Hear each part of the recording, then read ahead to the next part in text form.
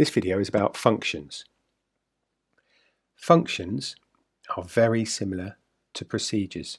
They can receive a value, except a function will return a value from where it was called. There are two lines that are different here. This one here, I'm going to put that hashtag there, and this one here. They're the only two differences. So Python will come through, ignore this procedure or function. It's actually a function because it's got return in it.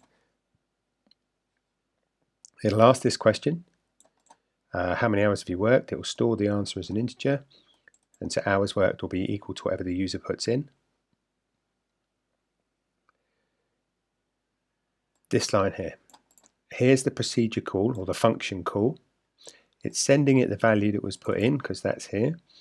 That will become hours temp will become equal to hours worked. But it's this little variable here. Anything on the right of equals is a value, remember. So if I put in enter hours worked 10, hours worked equals 10, that equals 10 there.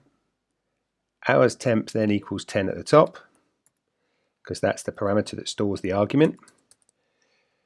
So wages earned is going to be 10 times 12.5, which will be 125.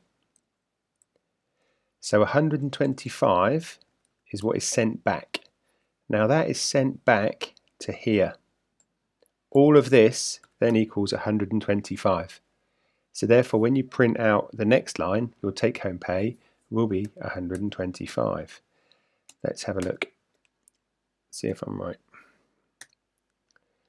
Enter hours worked. I'm going to put in 5. So there you go. Your take-home pay is £62.50. So it's sent a value to the top, and this one here, return, has sent something back from where it was called. That is a function. So really, the acronym PRAT really applies to functions.